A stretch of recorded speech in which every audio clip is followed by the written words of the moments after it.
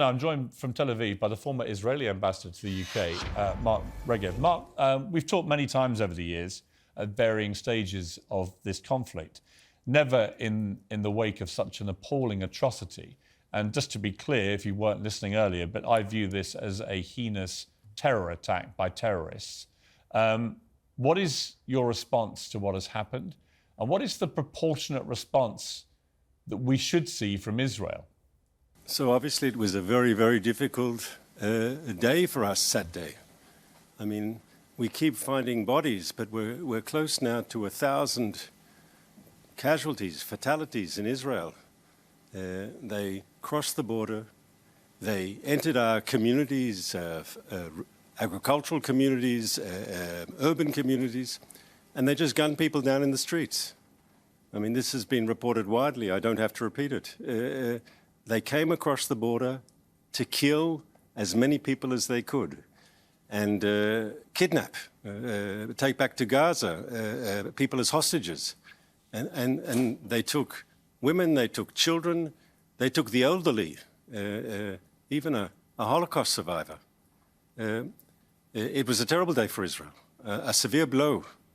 I don't think it gets tougher. My Prime Minister has called it Israel's 9/11. But if you think about it, Israel is, what, 9 million people?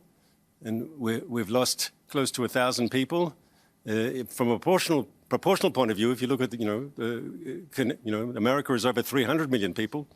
It's a much tougher blow. Mark, I was speaking to a Palestinian earlier, and he was making the point forcefully that there has been decades now of strikes and counter-strikes, attacks and counter-attacks. There's no completely innocent party here. I don't think this is the moment to talk about whataboutery because of the scale of this terror attack. But how does peace get forged now in light of the scale of this? I mean, it is hard to see how any peace will be achievable in the near to mid-future.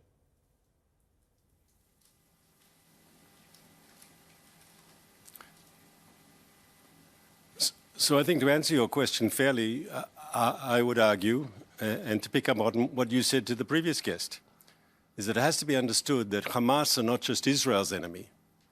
Hamas are the enemies of peace and reconciliation.